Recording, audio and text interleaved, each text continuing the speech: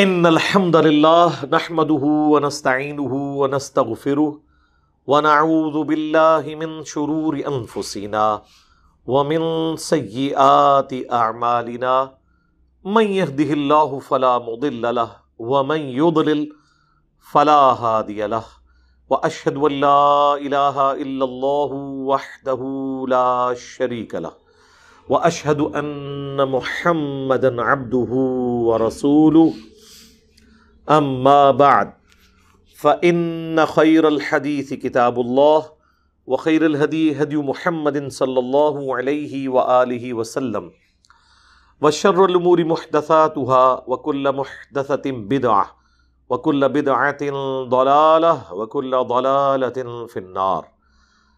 اعوذ بالله السميع العليم من الشيطان الرجيم من همزه ونفخه ونفثه. بسم الله الرحمن الرحيم. رب اشرح لي صدري ويسر لي امري واحلل عقدة من لساني يفقهوا قولي. بسم الله الرحمن الرحيم. ان الله وملائكته يصلون على النبي يا ايها الذين آمنوا صلوا عليه وسلموا تسليما. اللهم صل على محمد وعلى آل محمد كما صليت على إبراهيم وعلى آل إبراهيم إنك حميد مجيد. اللهم بارك على محمد وعلى آل محمد كما باركت على إبراهيم وعلى آل إبراهيم إنك حميد مجيد. اللهم ربنا آتنا في الدنيا حسنة وفي الآخرة حسنة وقنا عذاب النار. ربنا آتنا من لدنك رحمة وهيئ لنا من أمرنا رشدا. لا إله إلا أنت سبحانك إني كنت من الظالمين. حسبنا الله ونعم الوكيل. يا حي يا قيوم برحمتك أستغيث ولا حول ولا قوة إلا بالله العلي العظيم. آمین.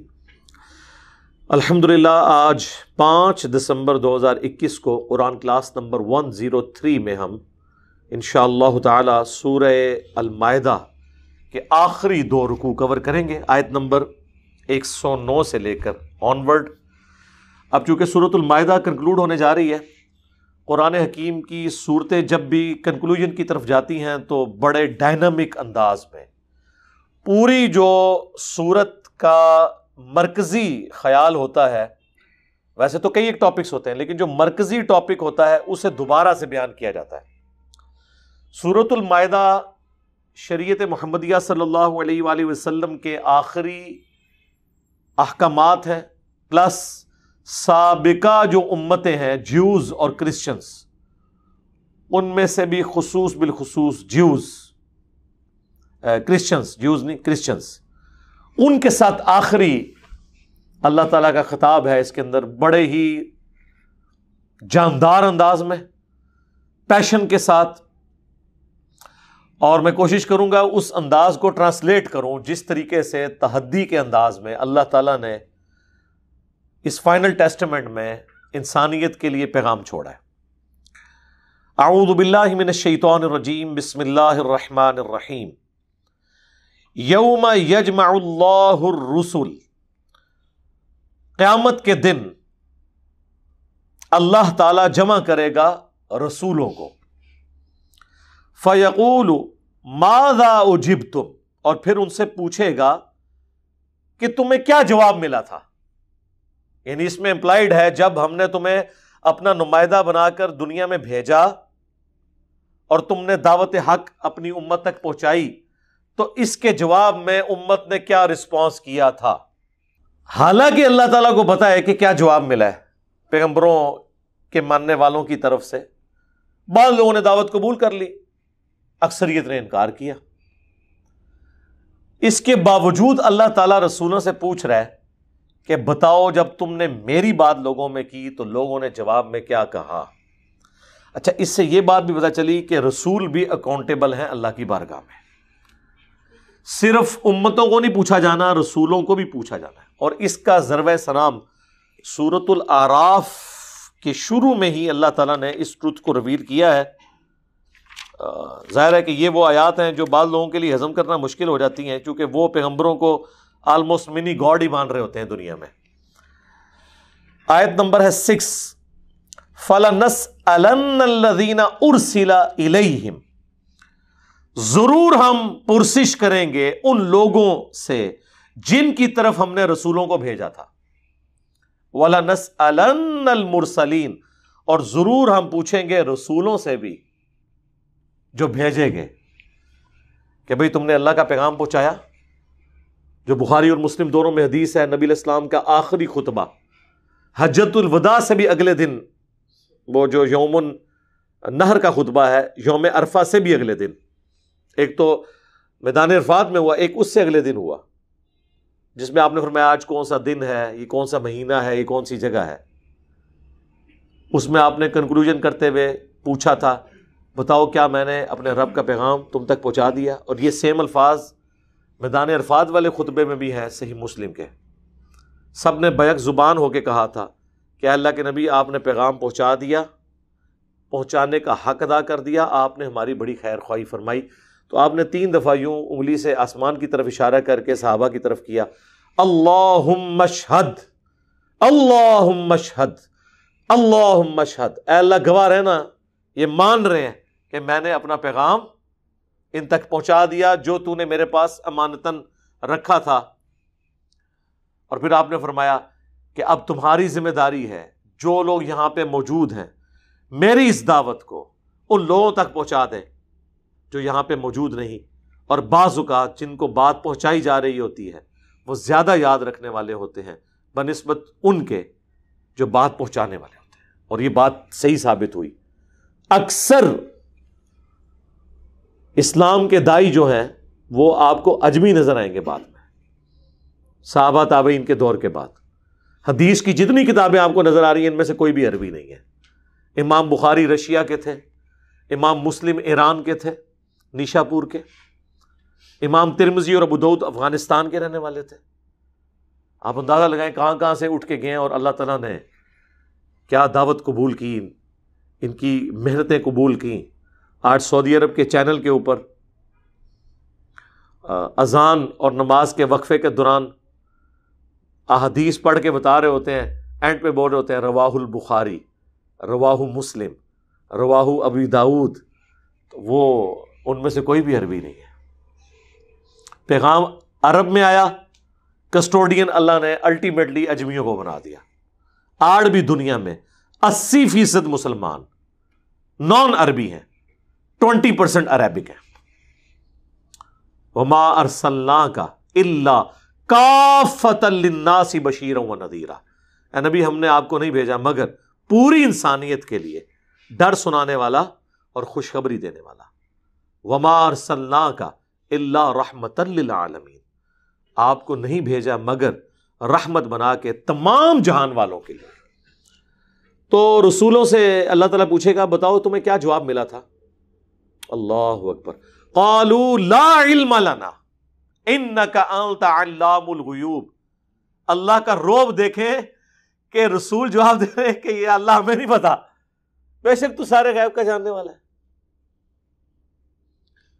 میرا خیال ہے ہم تو ہوں تو ہم کہیں یا اللہ یہ کیا تیری خاطر، یہ کیا تجھے پتا ہے کہ یہ ہوا، لیکن پیغمبروں کو پتا ہے کہ آج اللہ جلال میں ہے، تو سب سے آسان جواب یہ ہے کہ اس کے سامنے عاجزی کے کلمات بولے جائیں کہ اے اللہ ہمیں کچھ معلوم نہیں، حالانکہ انہیں معلوم تو ہے۔ کیا پیغمبروں کو جو دنیا میں تکالیف اٹھانی پڑی دین کی خاطر، کیا وہ بھول چکے ہوں گے؟ سب کچھ یاد ہوگا، لیکن اللہ تعالیٰ کا روب بھی ایسا ہے کہ وہ کہیں گے اے اللہ ہمیں کچھ معلوم نہیں، بے شک تو سارے غیب کا جاننے والا ہے، تیرے تو علم میں ہے۔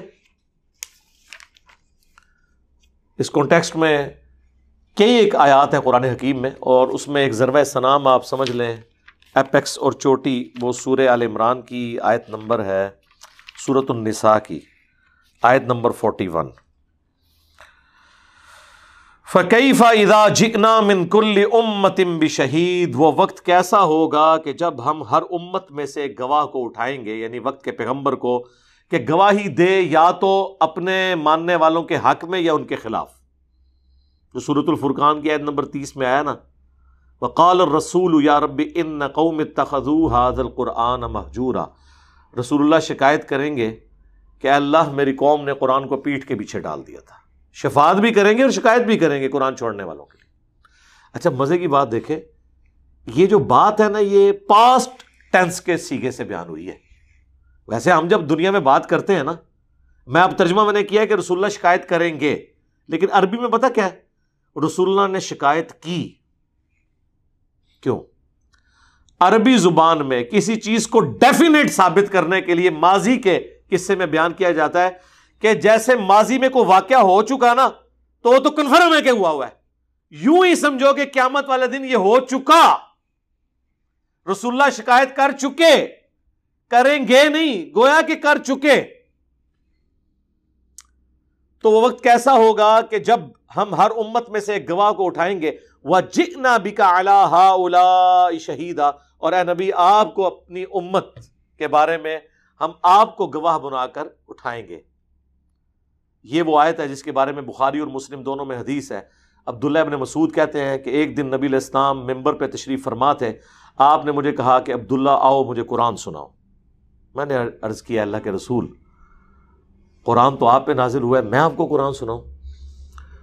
تو آپ نے فرمایا مجھے دوسروں سے سن کر لطف آتا ہے. تو کہتے ہیں میں نے سورہ النساء کی تلاوت شروع کی. جب میں اس 41 نمبر آیت پہ پہنچا نا کہ وہ وقت کیسا ہوگا کہ جب ہم ہر امت میں سے ایک گواہ کو اٹھائیں گے، اور اے نبی تمہیں اٹھائیں گے اپنی قوم کے خلاف، اپنی امت کے خلاف، یا ان کے حق میں گواہی دینے کے لیے. تو رسول اللہ صلی اللہ علیہ وسلم نے فرمایا عبداللہ بس کرو، عبداللہ بس کرو.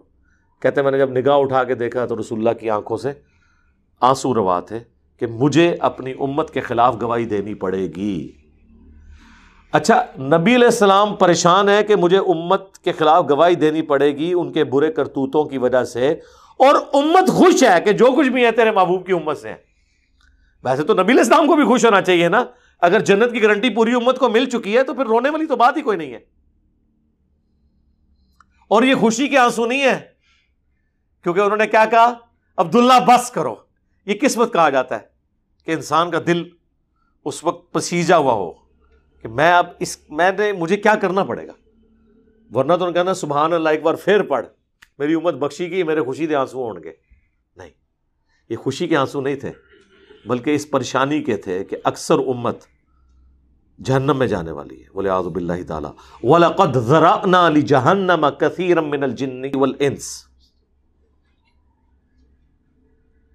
انسانوں اور جنوں کی اکثریت پیدا ہی دوزخ کے لیے ہوئی ہے. لیکن اللہ نے فرمایا یہ ہمارا ظلم نہیں ہے، ہم نے انہیں عقل دی تھی، دل دیے تھے سوچتے نہیں، آنکھیں دی تھی دیکھتے نہیں، کان دیے تھے سنتے نہیں، یعنی جیسا سننا چاہیے عبرت والا.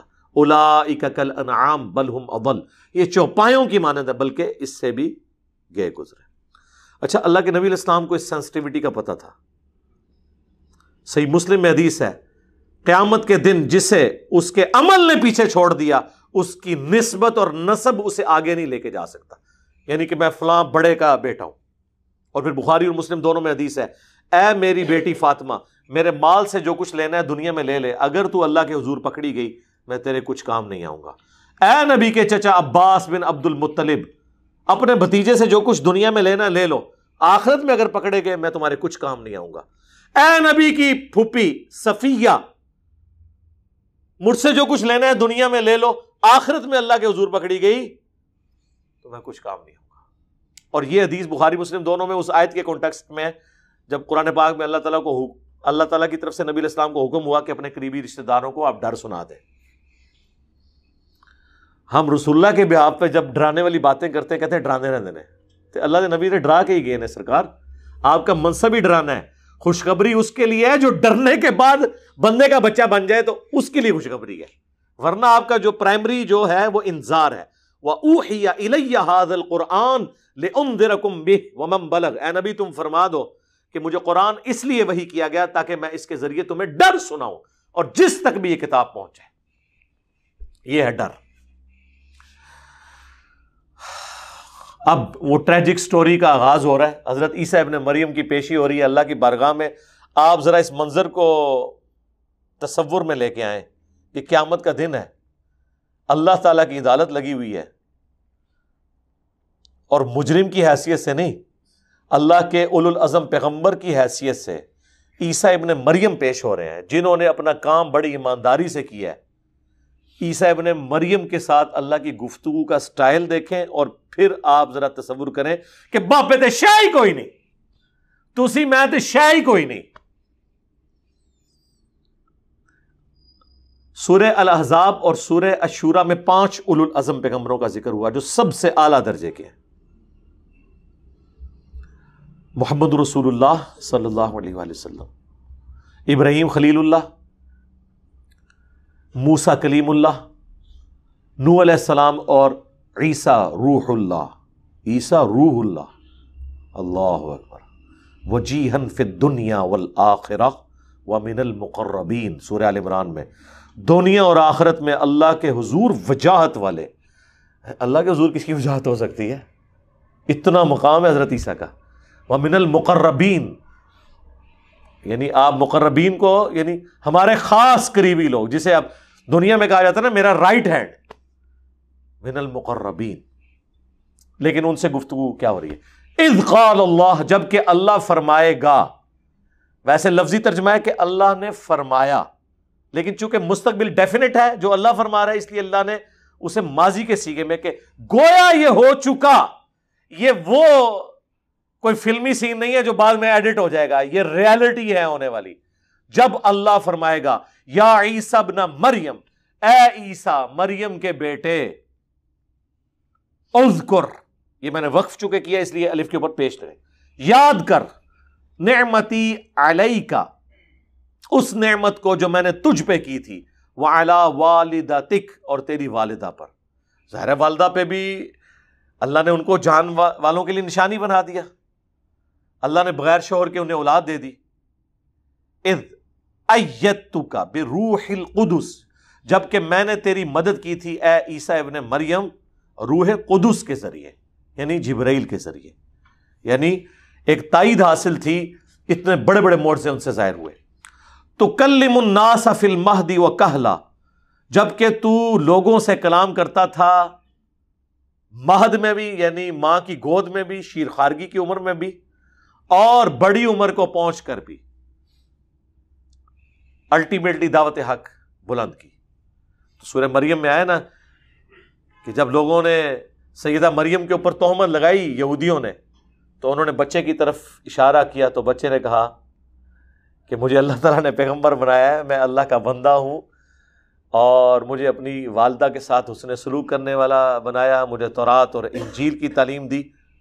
اب شیرخوار بچہ جس کی بولنے کی عمر نہیں ہے، وہ اتنی فلوئنٹ گفتگو کر رہا ہے، یہ معجزہ۔ وَإِذْ عَلَّمْتُكَ الْكِتَابَ وَالْحِكْمَةَ، جبکہ میں نے تمہیں کتاب دی اور حکمت بھی سکھا دی، وَالتَّوْرَاةَ وَالْإِنجِيلَ، اور تورات اور انجیل، یا اس کا ترجمہ یوں بھی ہوتا ہے یعنی تورات اور انجیل، کیونکہ الکتاب شریعت کے لیے بھی آئے، شریعت عیسوی وہی تھی جو شریعت موسوی تھی، کیونکہ بنی اسرائیل میں ہی مجدد پیغمبر بن کے آئے تھے حضرت عیسیٰ ابن مریم، نئی شریعت نہیں لے کے آئے تھے، لیکن چونکہ ان پہ کتاب نازل ہوئی حکمت سے بھری ہوئی انجیل، اس لیے انہیں ہم رسول بھی کہتے ہیں، نبی بھی تھے رسول بھی تھے۔ وَإِذْ تَخْلُقُ مِنَ الطِّينِ كَهَيَّةِ الطَّيْرِ بِإِذْنِي، یاد کر وہ وقت جب کہ تو تخلیق کرتا تھا پرندے کی صورت میرے اذن سے، یعنی مٹی کی مورت وہ بناتے تھے، اس میں بھونگ مارتے تھے تو اللہ کے اذن سے وہ پرندہ بن کے اڑ جاتی تھی۔ اب یہ بہت بڑا معجزہ ہے۔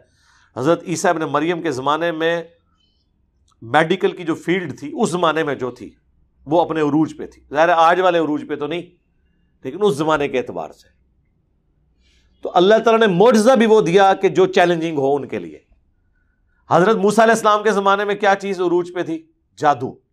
اللہ نے معجزہ ایسا دیا، وہ جادوگروں کی ساری رسیاں جو سانپ نظر آ رہی تھی وہ کھا گئی، وہ اژدہا کھا گیا، ایک لاٹھی۔ نبی علیہ السلام کے زمانے میں عربیوں کو مان تھا اپنی زبان پہ، وہ نان عربز کو کہتے تھے یہ گونگے ہیں، اجمی ہیں، اور اللہ نے قرآن ایسی کتاب نازل کی کہ ان کے شعراء نے بھی اپنے کلام پھاڑ دیے کہ انسان کا کلام نہیں۔ ٹھیک ہے، تو جس طرح کا اس وقت عروج ہوتا ہے. اچھا ہمارے نبی کے کیس میں چونکہ قیامت تک کے لیے آپ کی نبوت ہے، قیامت تک آنے والے جتنے بھی عروج ہیں جن سے لوگ مرغوب ہوں گے نا، ان ساری چیزوں کے اوپر ڈومیننسی اس کتاب کی ہے. سنوریہم آیاتنا فی الآفاق وفی انفسہم حتی یتبین لہم انہ الحق، سورہ حامیم سجدہ میں. ان قریب ہم ان کی جانوں میں، زمین و آسمان میں اور ان کی اپنی جانوں میں، انہیں ایسی نشانیاں دکھائیں گے کہ یہ پکار اٹھیں گے کہ قرآن حق ہے. آج میڈیکل سائنس ترقی کر گئی، اسٹرانومی میں اتنی ترقی ہوئی، بایولوجی کی فیلڈ میں آج بھی قرآن حکیم کے کتنے سائنٹیفک فیکٹس ہیں جو 1950s کے بعد ڈسکوریز ہوئی ہیں الیکٹرانک مائکروسکوپ کے بعد. لیکن قرآن حکیم 1400 سال پہلے ان پہ جو کلام کرتا ہے نا وہ 100% ویلڈ ہے. اس زمانے میں لوگوں کو ان باتوں کا پتہ بھی نہیں تھا، 8 سے 100 سال پہلے بھی نہیں پتا تھا. قرآن پاک آج بھی پرانا نہیں ہے. اس وقت عروج پہ تھی ان کی شاعری، کلام پھاڑ دی. آج سائنس کا عروج ہے سائنٹیفک اعتبار سے بھی. وہ آپ کو پتا ہے نا، وہ ایک فرینچ سرجن تھے، انہوں نے باقاعدہ پوری کتاب لکھی اسی ٹاپک کے اوپر، بائبل اور قرآن کے اوپر اور سائنس کے اوپر. اب مجھے نام ان کے ذہن سے اتر رہا ہے. اس کتاب کا اردو ترجمہ بھی ہو چکا ہے. میری ایک یوٹیوب کے اوپر ویڈیو ہے قرآن اینڈ ماڈرن سائنس، اس میں میں نے اس کا تعارف کروایا ہے. مورس بوکائل، ڈاکٹر مورس بوکائل فرینچ سرجن تھے، پھر مسلمان ہوئے. انہوں نے بتایا کہ انجیل چونکہ ٹیمپرڈ ہے اس لیے اس میں وہ غلطیاں ہیں سائنٹیفک جو قرآن کے اندر نہیں ہیں. پھر انہوں نے باقاعدہ کئی ایک مثالیں دی ہیں. خیر یہ الگ سے ایک ٹاپک ہے، اس کے ساتھ اس کا ذکر کرنا ضروری تھا اس لیے میں نے اس کو ذکر کر دیا. تو اللہ کا ہمارا ہے کہ عیسیٰ ابن مریم تم مٹی کی مورت میں پھونک مارتے تھے، بِإِذْنِی ہمارے اذن سے وہ پرندہ بن جاتی تھی. یعنی اس کو اللہ نے اپنی طرف منسوب کیا. پیغمبر کچھ نہیں کر سکتا جب تک اللہ کے اذن نہ ہو، اور جتنی دیر اذن ہوتا ہے اتنی دیر ہی کرتا ہے. پچھلے دنوں وہ جو ایک کردستانی یہاں فراڈی آیا تھا، اس میں میں نے وہ کرامت، معجزہ، الوژن، جادو کے اوپر پوری ڈیٹیل ویڈیو ریکارڈ کرائی ہے. آپ یہی الفاظ لکھیں ساتھ انجینئر محمد علی مرزا تو ویڈیو کھل جائے گی. موسیٰ علیہ السلام جب پہلی دفعہ ان کی اللہ تعالیٰ سے جیسا کہ اس کی شان کے لائق ہے ملاقات ہوئی، قرآن میں جگہ جگہ اس کا ذکر ہے. سورۃ القصص میں، سورہ الشعراء کے اندر، سورہ طٰہٰ کے اندر جب انہوں نے لاٹھی پھینکی اللہ کے کہنے پر تو اژدہا بن گئی، تو موسیٰ علیہ السلام ڈر کے بھاگے. اس کا مطلب ہے موسیٰ علیہ السلام نے وہ اس کو نہیں بنایا تھا، ان کا پہلا ایکسپیرینس تھا. پھر جب وہ سمندر کے جھیل کے کنارے پہنچے، وہاں پہ وہ ساتھیوں نے بھی کہا کہ حضرت پیچھے بھی موت آگے بھی موت. تو اس میں آتا ہے کہ دل میں ان کے بھی ایک چیز آئی، خوف. ظاہر خوف تو تھا. تو اللہ نے وہی کی کہ اس عصا کو پانی پہ مارو، راستہ بھی بنا دے گا. اگر موسیٰ علیہ السلام کو پہلے یہ بات پتہ ہوتی کہ عصا یہ کام کر سکتا ہے تو ڈائریکٹ مار دیتے، تو شاید اس کو کام بھی نہ کرتا. اللہ کا جب حکم ہوتا ہے تو تب کام ہوتا ہے. تو معجزہ اللہ کے اذن سے ہوتا ہے. کرامت جو ہے وہ دعا ہے، اللہ کی مرضی قبول کرے نہ کرے. تم پرندے کی صورت بناتے تھے میرے اذن سے، فَتَنفُخُ فِيهَا فَتَكُونُ طَيْرًا بِإِذْنِی، اور اس میں پھونک مارتے تھے تو وہ پرندہ بن جاتی تھی میرے اذن سے. وَتُبْرِئُ الْأَكْمَحَ وَالْأَبْرَصَ بِإِذْنِی، اور تم تندرست کر دیا کرتے تھے مادر ذات یعنی جو پیدائشی طور پہ اندھا ہے اور کوڑی والا ہے میرے اذن سے. یعنی اندھوں کو وہ ہاتھ پھیرتے تھے ان کی آنکھیں آ جاتی تھی. اب یہ کون سی میڈیکل سائنس کر سکتی ہے یہ کام؟ نیور. اور یہ میرا کلیم ہے کہ جتنے انبیاء کے معجزات ہیں میڈیکلی ریپروڈیوس نہیں ہو سکتے، سائنٹیفکلی ریپروڈیوس نہیں ہو سکتے. ایگزیکٹلی وہ چیز کبھی نہیں ہو سکتی. وہ ہمیشہ فزیکل فینومینا آف نیچر کو توڑنے والے ہوں گے. اور کوڑی کے جو مریض تھے ان کو تم میرے اذن سے ٹھیک کر دیتے تھے. وَإِذْ تُخْرِجُ الْمَوْتَىٰ بِإِذْنِی، اور جب تم مردوں کو زندہ کر دیتے تھے میرے اذن سے. اب میڈیکل سائنس کتنی بھی ترقی کر جائے، طب میں کوئی کتنے ہی آگے چلے جائے، مردہ تو نہیں زندہ کر سکتا نا. تو یہ آج بھی ویلڈ ہے. آج بھی یہ والا معجزہ کوئی نہیں کر کے دکھا سکتا. لیکن یہ مردہ زندہ ہو کے دوبارہ زندگی نہیں گزارتا تھا، صرف حضرت عیسیٰ علیہ السلام کے نبی ہونے کی گواہی دیتا تھا پھر دوبارہ مر جاتا تھا، کیونکہ قرآن میں جنرل رول اللہ کا وہی ہے جو سورہ یاسین میں، سورہ واقعہ میں، کہ جو ایک بار دنیا سے چلا گیا وہ واپس نہیں آئے گا۔ تو یہ واپس آنا نہیں ہوتا تھا، مردے کے پاس کھڑے ہوتے تھے، کہتے تھے کہ اللہ کے اذن سے زندہ ہو، وہ زندہ ہوتا تھا اور وہ کہتا تھا حضرت عیسیٰ اللہ کے پیغمبر ہیں، اور پھر دوبارہ مر جاتا تھا، یہ چیز بتانے کے لیے کہ حضرت عیسیٰ کی نبوت۔ لیکن دیکھ لیں بات پھر بھی لوگوں نے نہیں مانی، جنہوں نے نہیں مانی انہوں نے نہیں ماننی۔ باقی جو شیخ عبد القادر جیلانی کے بارے میں مشہور ہے، ڈوبی ہوئی تار دی تھی انہوں نے، سر کوئی نہیں تار سکتا ڈوبی ہوئی، یہ مولوی نے تو سٹوریاں سنا کے تہاڈی ڈبو دیتی ہے انہوں نے، کوئی نہیں تار سکتا، ناٹ ایٹ آل۔ بلکہ سورۃ الانبیاء کا آپ سٹارٹ پڑھیں، اس میں نبی علیہ السلام سے جو گلہ ہے کافروں کا وہ یہی ہے نا کہ اس نبی کو وہ والے معجزے کیوں نہیں دیے گئے ہیں جو یہ باقیوں کے بارے میں کلیم کرتا ہے۔ تو اللہ تعالیٰ نے فرمایا کہ اگلے لوگ ایمان لے آئے تھے جو یہ لے آئیں گے، پھکی اے جی کر کے دس دو جی، والا کٹو جی کتنے ہے جی، اچھا جی دکھا دینے ہیں، پھر کیا ہوئے گا؟ نہیں پھر ہوتے ہی رہاں گے، پھر بھی جاؤ نہ سو ادھروں، والا انہوں دکھا گے، اس نے چینج ہونا ہے۔ وَإِذْ كَفَفْتُ بَنِي إِسْرَائِيلَ عَنْكَ، اور جب میں نے روک دیا بنی اسرائیل کو تجھ سے، یعنی ان کے قتل کے فتوے جاری ہوئے۔ سورہ النساء میں ڈیٹیل آتی ہے، وَمَا قَتَلُوهُ وَمَا صَلَبُوهُ، نہ تو عیسیٰ کو قتل کیا گیا نہ انہیں سولی دیا گیا، بلکہ معاملہ مشتبہ ہو گیا اور اللہ تعالیٰ نے ان کو اپنی طرف اٹھا لیا۔ ان آیات میں تفصیلی گفتگو کر چکا ہوں۔ تو اللہ تعالیٰ کہہ رہا ہے کہ میں نے بنی اسرائیل، حالانکہ خود یہ بھی بنی اسرائیل کی نسل میں سے تھے، لیکن یہودی علماء نے، بزرگان دین نے پیغمبر کو نہیں قبول کیا۔ بزرگان دین ایسی چیز ہیں کہ جو پیغمبروں کو قبول نہیں کرتے ہیں، تو جو پیغمبر کا نام لے کے دعوت دے اس کو کہاں سے قبول کریں گے؟ وہ تو ڈائریکٹ پیغمبروں کو قبول کرنے کے لیے تیار نہیں ہے۔ ٹھیک ہے جی، تو ان کو کہاں سے انہوں نے ماننا ہے؟ تو اللہ تعالیٰ فرما رہے کہ ہم نے تجھے محفوظ رکھا بنی اسرائیل کے شر سے، یعنی زندہ اٹھا لیا۔ اذ جئتہم بالبینات، جب تم ان کے پاس روشن دلائل یعنی معجزات لے کے آئے۔ فقال الذین کفروا منہم، تو ان میں سے جنہوں نے کفر اختیار کیا وہ تو یہ کہنا شروع ہو گئے، ان ھذا الا سحر مبین، کہ یہ تو نہیں ہے مگر کھلا جادو۔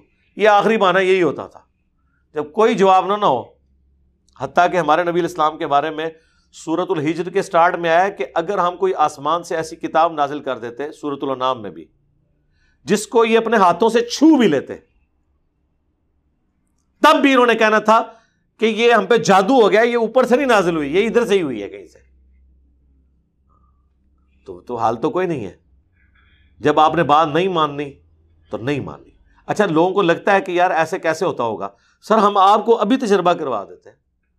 آپ چلے جائیں بریلویوں کے، دیوبندیوں کے مدارس کے اندر، ان کو پوچھیں کہ قرآن پاک کو تو وہ تو خیر بہت متبرک کتاب ہے، اس کتاب کے ساتھ تو کھلواڑ کرنے والا تو تجربہ نہیں کریں، وہ آپ کو غصہ آ جائے گا۔ ان کو کہ بتائیں اہل سنت کی مین سٹریم کی کتاب کون سی ہے حدیث کی؟ وہ کہیں گے بخاری مسلم۔ انہیں کہیں جی ذرا نماز کا طریقہ اس میں سے کھول کے بتا دیں، تو آپ کو یوں لگے گا جیسے آپ نے ان کو گالی دے دی ہے، اور آپ حیران ہو جائیں گے کہ یہ کیا ہوا۔ تو آج بھی جن کتابوں کو کلیم کیے ہوئے ان کو ماننے کے لیے اس کے کسٹوڈین تیار نہیں ہے۔ تو پیغمبر بھی جب آتے ہیں تو پیغمبر جن لوگوں میں آتے ہیں اکثر تو ویسے ہی مخالفین ہوتے ہیں، وہ کہاں سے بات مانیں گے؟ اور جو ماننے والے بھی ہوتے ہیں نا، جو شروع سے پیغمبروں کے ماننے والے، ان کے لیے بھی وہ بات ماننا مشکل ہو جاتی ہے جس کو آلریڈی، جیسے بنی اسرائیل سود خور ہو چکے ہوئے تھے، شریعت بدل دی تھی، غریبوں کے لیے اور فتوے، امیروں کے لیے اور فتوے۔ جب حضرت عیسیٰ علیہ السلام نے ان کی غلطیاں ان پہ ہائی لائٹ کی تو انہوں نے قتل کا فتویٰ جاری کر دیا کہ نکالو اس کو، لگاؤ اس پہ 295C۔ آج کے دور میں جس طرح ہر ایک بندے پہ گستاخی کا فتویٰ، تو بزرگوں کا گستاخ ہے۔ فقال الذین کفروا منہم ان ھذا الا سحر مبین، تو کافر جنہوں نے کفر اختیار کیا ان میں سے وہ کہنے لگے یہ تو نہیں مگر کھلا جادو۔ وَإِذْ أَوْحَيْتُ إِلَى الْحَوَارِيِّينَ، اور جب ہم نے حواریوں کو وحی کی، یعنی ان کے دل میں یہ بات ڈال دی۔ پیغمبر کی موجودگی میں یہ کام ہو جاتا تھا کہ دل میں کوئی بات ڈال دی جائے۔ بیسیکلی وہ پیغمبر کی ہی معجزے کی ایکسٹینشن ہوتی تھی، لیکن اس دور کے اندر جس طرح نبی علیہ السلام کے ہمارے زمانے میں ایک صحابی کو خواب میں اذان کا طریقہ بتایا گیا، حضرت عمر کے بارے میں بخاری مسلم میں آتا ہے کہ ان کے دل میں اللہ نے بات ڈالی، انہوں نے نبی علیہ السلام کو مشورہ دیا کہ آپ کی بیویاں جو ہیں پردہ کریں، اسی طریقے سے آپ مصلی جو ہے وہ ابراہیم علیہ السلام کے کھڑے ہونے کی جگہ کو بنا لیں، اس قسم کے مشورے دیے، بعد میں آیات بھی نازل ہوگی۔ اور پھر حضرت عمر کہا کرتے تھے میں نے 3 باتوں میں اپنے رب کی موافقت کی، اور وہ یہ 3 باتیں گنوایا کرتے تھے۔ غزوہ بدر کے قیدیوں والا مسئلہ، اور اس کا مقام ابراہیم کو مصلی بنانے والا، اور پردے کے حوالے سے۔ یہ نہیں کہا کہ اللہ نے میری موافقت کی، انہوں نے کہا میں نے اپنے رب کی موافقت کی، دل میں بات ڈال دی اللہ نے۔ تو میں نے جب تیرے قریبی حواریوں کے دل میں یہ بات ڈالی ان آمنو بی و برسولی، کہ ایمان لاؤ مجھ پر اور میرے رسول پر، قالوا آمنا، تو انہوں نے کہا ہم ایمان لائے۔ 12 بندے ٹوٹل، اتنی محنت کر کے، اور وہ بھی دھوبی، کوئی فلاسفر نہیں۔ جس طرح نبی علیہ السلام کی بات عمار بن یاسر کو سمجھ آ گئی، سیدنا یاسر کو، سیدہ سمیہ کو سمجھ آ گئی، ابو جہل کو نہیں سمجھ آئی جو ابو الحکم تھا۔ غلاموں کو بات سمجھ آ گئی، جو پاڈے قسم کے آقا تھے بڑے تیز ترار، ان کو کوئی بات سمجھ نہیں آئی کیونکہ ہٹدرمی پہ اترے ہوئے تھے۔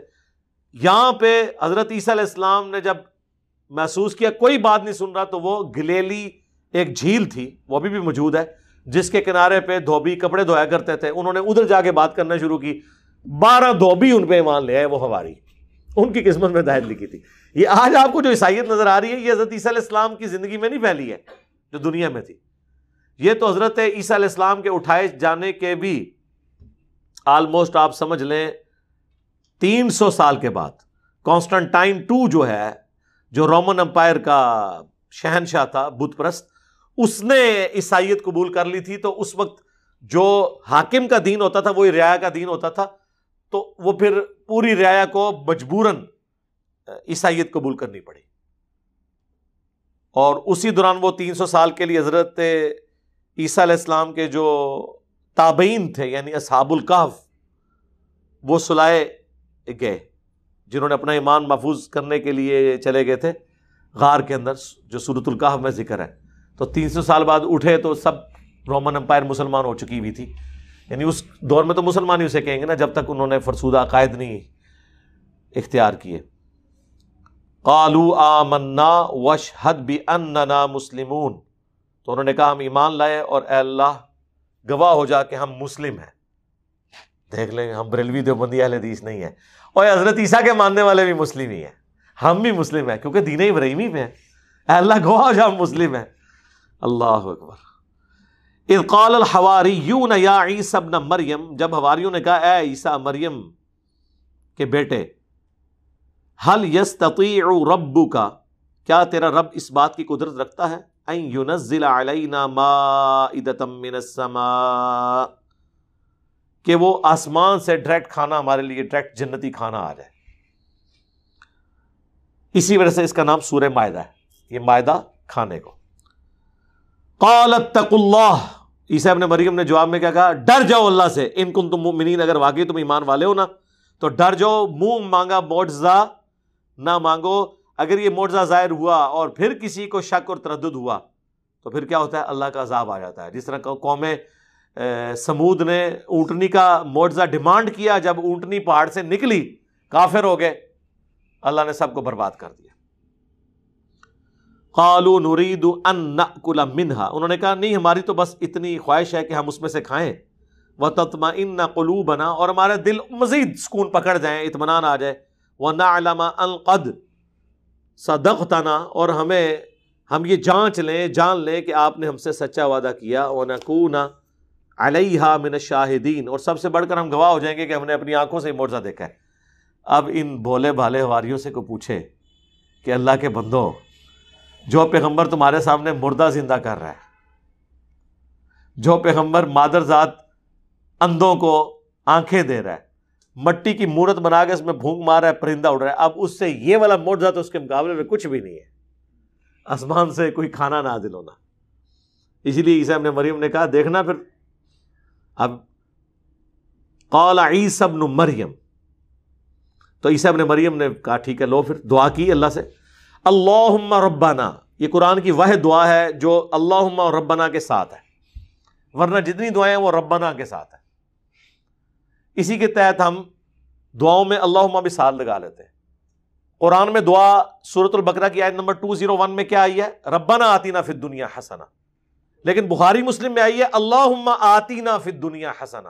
ہم دونوں کو جمع کر دیتے ہیں، اللہم ربنا آتینا فی الدنیا حسنہ وفی الآخرۃ حسنۃ وقنا عذاب النار، آمین۔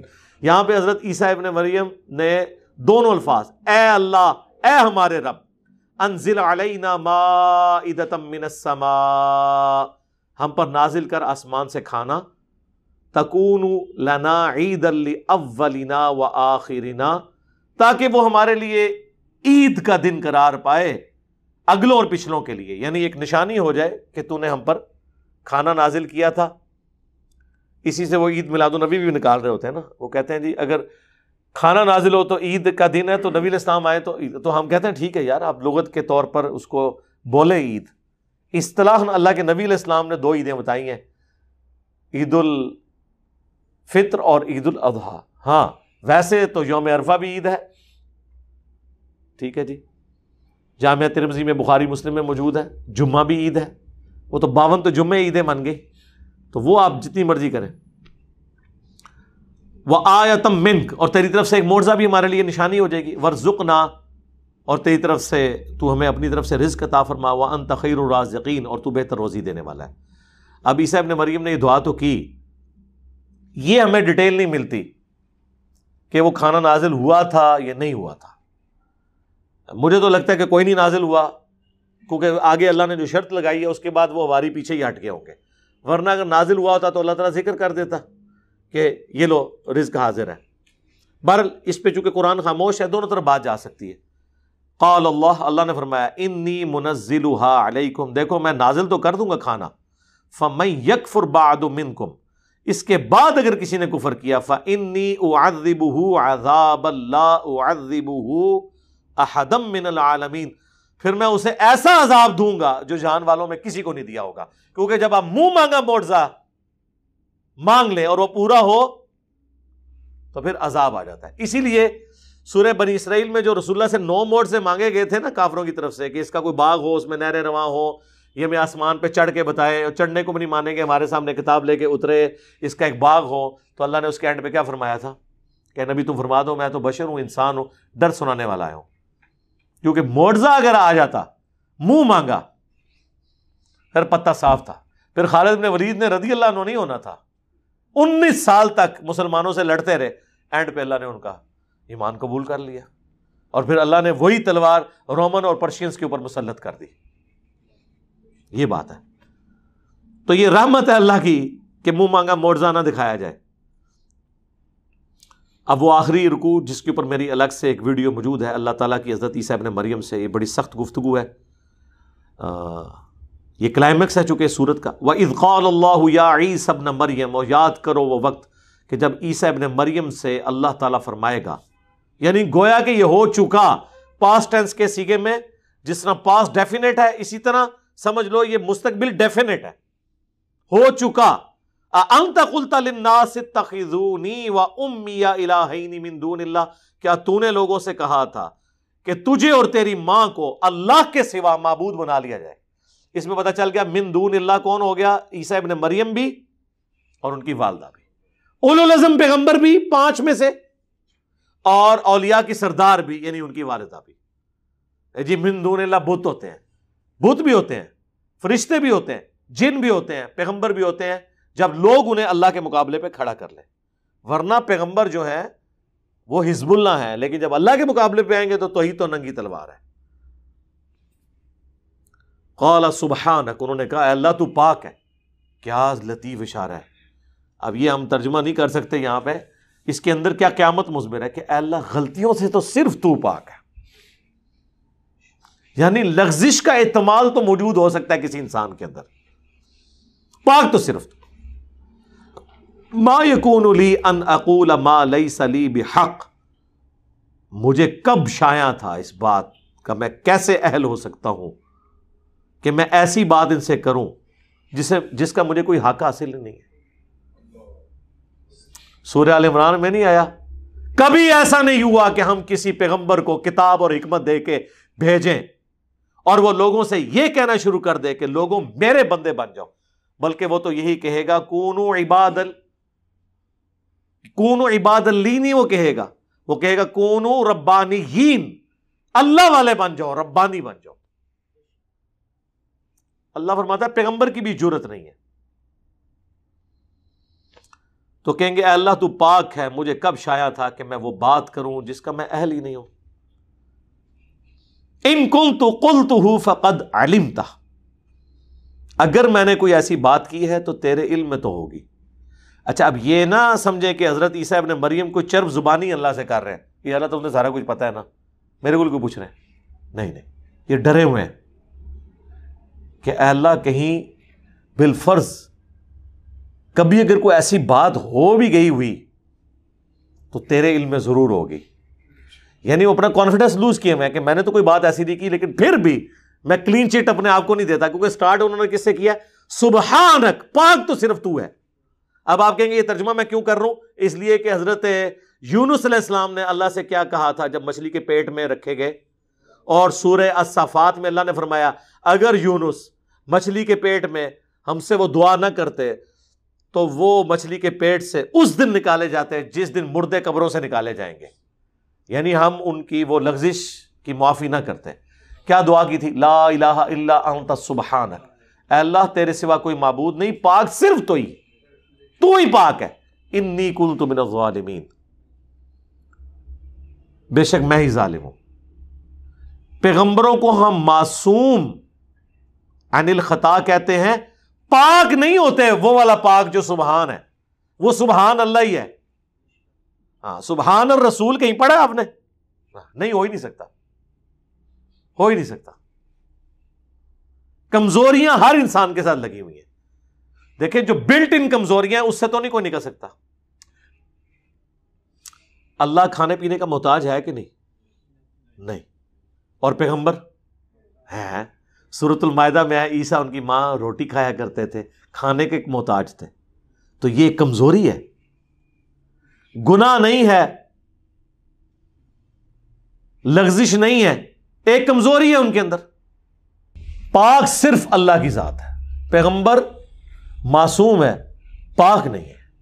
اب دیکھیں اللہ تو پاک ہے، مجھے کب شایع تھا؟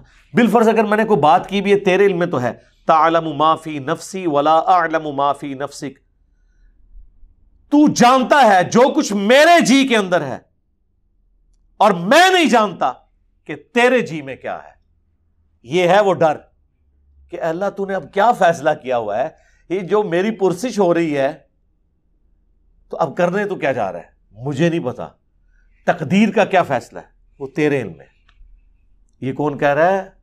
پیغمبر، اولو العزم پیغمبر۔ تو بابت شاہی کوئی نہیں سرکار۔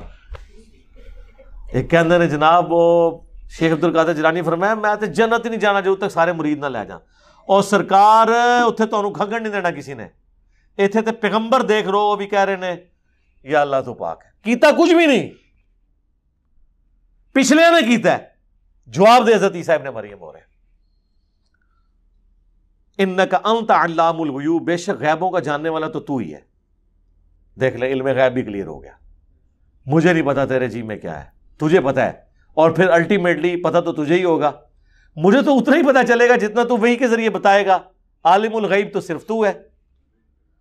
ما قلت لہم الا ما امرتنی، میں نے تو صرف ان سے وہی کچھ کہا تھا جو تو نے مجھے حکم دیا تھا، امرتنی بھی، میرے ساتھ جو حکم تو نے نازل کیا، ان اعبدوا اللہ، کہ عبادت کرو اللہ کی، ربی و ربکم، جو میرا بھی رب ہے اور تمہارا بھی رب ہے۔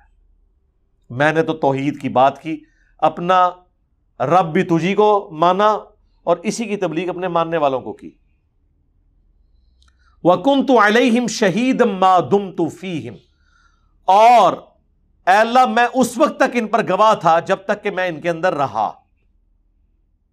فَلَمَّا تَوَفَّيْتَنِي، اور جب تو نے مجھے پورا کر دیا، میں ترجمہ یہ نہیں کر رہا کہ تو نے مجھے موت دے دی، کیونکہ سورۃ النساء میں واضح طور پر اور سورہ آل عمران میں اشارتاً موجود ہے کہ آپ کو زندہ اٹھایا گیا، باقی تفصیل کے لیے میری وہ ویڈیوز دیکھ لیں، حیات مسیح اور نزول مسیح.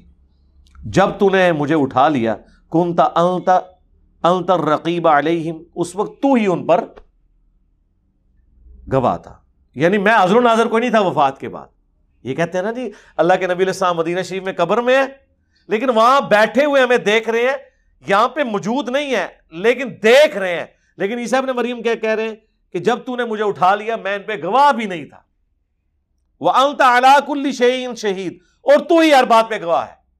یعنی عقیدہ حاضر و ناظر بھی کلیئر کر دیا. کوئی پیغمبر حاضر و ناظر نہیں ہے. ہمارے نبی کے بارے میں سورۃ القصص میں آیا، نبی جب ہم نے موسیٰ علیہ السلام کو پکارا کوہ طور پہ، نہ تو آپ وہاں موجود تھے اور نہ آپ دیکھ رہے تھے، نہ آپ شاہد تھے، نہ فزیکلی موجود تھے نہ شاہد تھے، نہ حاضر تھے نہ ناظر تھے. یہ اللہ کی کوالٹیز ہیں کہ وہ ہر چیز کا احاطہ کیے ہوئے اپنے علم سے. یہ سیم الفاظ ہیں جو بخاری مسلم میں نبی علیہ السلام نے اپنے ساتھیوں کے بارے میں بولے ہیں کہ بخاری مسلم دونوں میں حدیث موجود ہے، میرے حوض کوثر پہ میرے اصحاب لائے جائیں گے، میں کہوں گا اصحابی اصحابی، یہ تو میرے ساتھی ہیں. مجھے بتایا جائے گا اے اللہ کے نبی آپ کو نہیں پتا آپ کی وفات کے بعد یہ دین سے الٹے قدم پھر گئے تھے.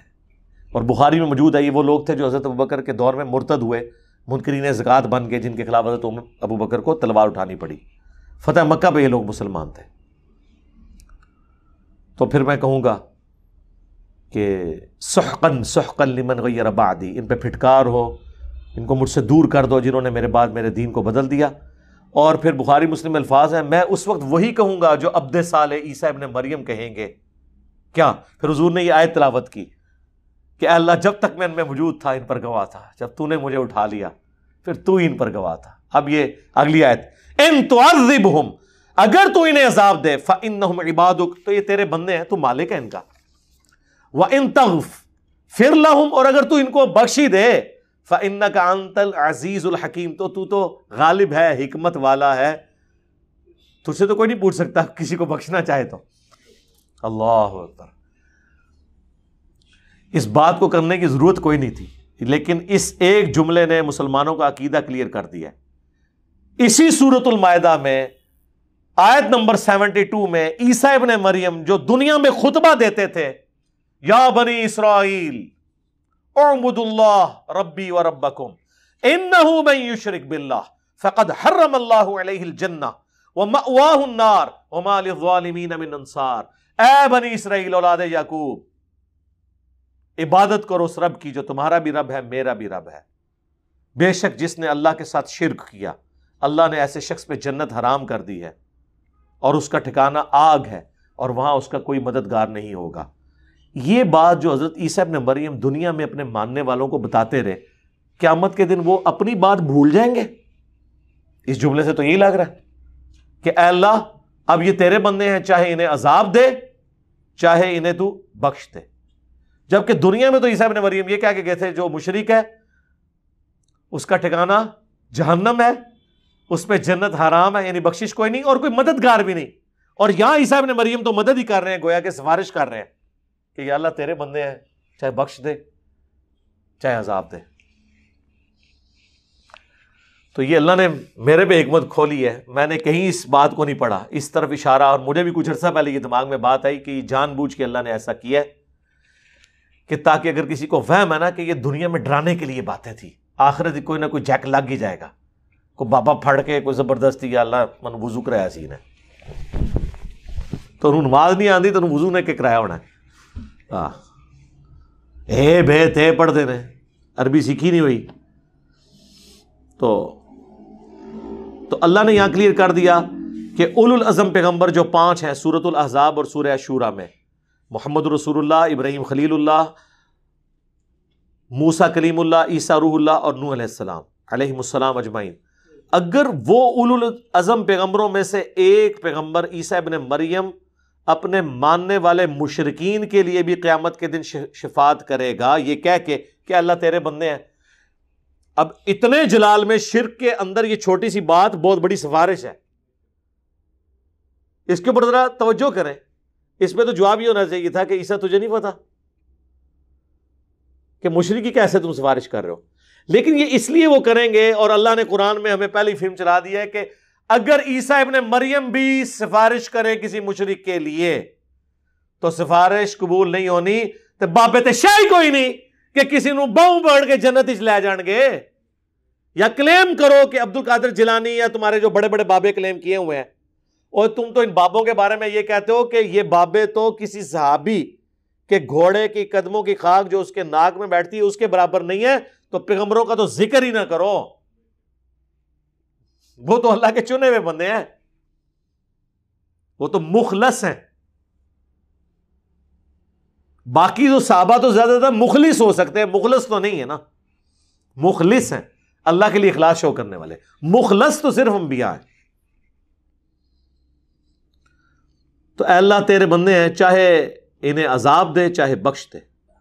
قال اللہ فرمائے گا ھذا یوم ینفع الصادقین صدقہم، آج وہ دن ہے کہ سچوں کو صرف سچا عقیدہ ہی فائدہ پہنچائے گا۔ فارغ ایک جملے سے ٹروتھ لورز کامیاب ہوں گے۔ سر کیا بات ہے، اللہ نے یہ نہیں کہا ایمان والوں کو ایمان نفع دے گا، اللہ نے کہا سچوں کو سچا۔ سچا کون ہوتا ہے؟ جب اس کو بات پتہ چل جائے پھر وہ دنیا کو نہ دیکھے کہ یہ سچائی میں نے سے قبول کرنا ہے۔ جو مسلم شریف میں حدیث ہے کہ تکبر یہ نہیں ہے کہ تم اچھے کپڑے پہنو یا اچھے دکھو، اللہ بھی خوبصورت ہے، خوبصورتی کو پسند فرماتا ہے۔ تکبر یہ ہے کہ تم لوگوں کو حقیر جانو اور حق بات سے عناد اختیار کر لو، دشمنی کرو۔ دل نے گواہی دے دی کہ یہ ایاک نعبد و ایاک نستعین لکھا ہے، لیکن چونکہ بابے بابوں کو پکارتے رہے ہم بھی پکاریں تو یہ دشمنی کر رہے ہو اپنے ساتھ۔ دل نے بتا دیا، آنکھوں سے پڑھ لیا بخاری مسلم میں نماز کا طریقہ، لیکن رفع الاذان نہیں شروع کیا کہ معاشرہ کیا کہے گا۔ ہاں 11ویں کھاتے رہے عبد القادر جیلانی کے نام کی، لیکن عبد القادر جیلانی نے جو نماز کا طریقہ اپنی اس کتاب میں لکھا جس کو خود چھاپ رہے تھے، رکوع میں جاتے وقت اور رکوع سے اٹھتے وقت رفع الاذان، اس میں عمل نہیں کیا۔ میں نے تو آج تک کسی 11ویں میں نہیں دیکھا کہ شیخ عبد القادر جیلانی کی کتاب سے نماز کا طریقہ پڑھ کے بتاتے۔ وہ کہتے نہیں وہ تو اور فقہ کے تھے، ہم اور فقہ کے تھے۔ اس کا مطلب ہے کہ آپ کا پیرانے پیر اس فقہ پہ عمل کرتا تھا جو نبی علیہ السلام نے طریقہ چھوڑ دیا ہوا تھا۔ تو جس پیر کے علم الغیب کا، آپ تو کہتے ہیں آپ کا پیر آپ کے ساتھ ہوتا ہے، جس کے علم کا یہ لیول ہے کہ اس نے پوری زندگی نماز ہی وہ پڑھی ہے جو حضور نے ختم کروا دی تھی، جدی نماز ہی غلط سی، انہیں تو کے دینا ہے۔ لیکن ایسا نہیں ہے نماز تو آڈی غلط ہے۔ شیخ عبد القادر جیلانی تو اس کتاب میں بخاری مسلم کے حوالے لکھتے ہیں، ہر بات میں لکھتے ہیں، بخاری میں ہے، مسلم میں ہے، ابو داؤد میں ہے، ترمذی میں ہے۔ حقیقت بات ہے اگر کوئی بزرگ ہیں نا واقعی تو وہ یہ لوگ ہیں جو امت کا ایسا کام کر کے گئے کہ چاہے کوئی صوفی ہے چاہے کوئی عالم ہے۔ اب امام غزالی دیکھ لیں، وہ عبد القادر جیلانی سے بھی آلموسٹ سمجھ لیں 100 سال پہلے کے ہیں، وہ بھی اپنی کتابوں میں بخاری مسلم کے حوالے لکھتے ہیں۔ یعنی رسول اللہ تک پہنچنے کا اگر کوئی وسیلہ ہے نا اس امت میں بکش فارم میں تو یہ حدیث کی کتابیں، اور سب سے بڑھ کر قرآن ہے، اور ظاہر ہے کہ حدیث کی کتابیں صحابہ تابعین کے ذریعے ہم تک پہنچا۔ تو بزرگ تو یہ لوگ ہیں۔